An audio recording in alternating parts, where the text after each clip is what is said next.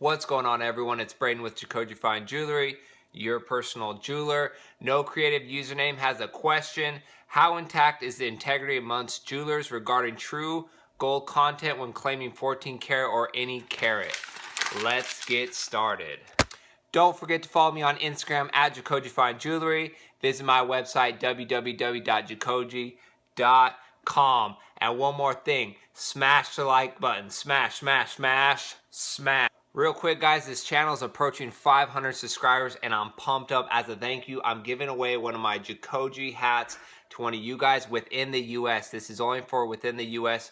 My next 1,000, I'll make it worldwide. It's gonna involve some gold, but for this one, it's a hat. So comment below or go on my Instagram. I'll post this picture and just say I want it. I'll pick someone randomly, ship it to you. I appreciate all the support. Now, when I first started my jewelry business years ago, the economy was terrible. Gold prices were at all-time high. No one was buying jewelry. They just wanted to sell their gold. So I had to stay relevant. My sales were terrible. And I wanted to stay fresh in jewelry, so I decided to start buying gold from family, friends, and just networking from there.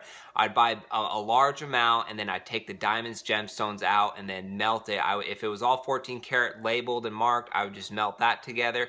From there, I would take it to an assayer. They'd stamp a little piece of the gold out and test the exact purity.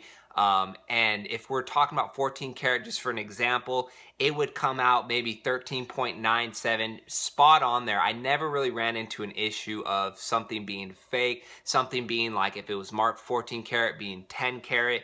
So from my experience, it was never really an issue. Now, upon thinking about No Creative Username's comment, I started thinking from a jeweler standpoint, how would someone be able to mislabel a gold piece? You could very well take a 10 karat chain and just simply add a 14 karat lobster with the stamp on there and say, look, it's stamped this way. And someone, you know, not knowing better would believe that. You could simply cast a piece in 10 karat and just stamp it 14 karat. The stamping from a consumer standpoint is basically their trust. So they're going off that stamp. Unless you could have someone do an acid test right in front of you, you kind of have to go off that stamp. That's what everyone tells you to do. So it's definitely a good question because it happens out there. Unfortunately, with gold prices going up again, you just never know. A jeweler, you know, could make a couple extra bucks per gram selling you something that's less than 14 as advertised. Now, I'm planning on making another video that relates to this one, so I don't want to get too into it until I make that video. But at the end of the day, it's about trust. This could very well happen. You could very well have a piece that's marked 14, that's 10 karat, but you have to trust. When I buy my chains from a manufacturer overseas, like the rope chains, the Franco chains, those are all made by a machine, unless they're the bigger size and they're handmade.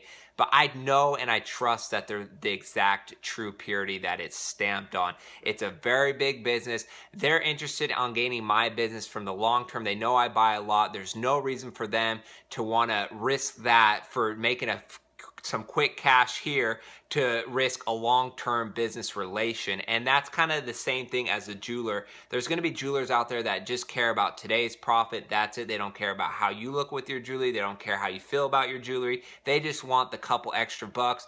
They don't care. They're going to have an excuse for anything you say, and you have to stay away from them. You have to build the trust with whoever jeweler you go to.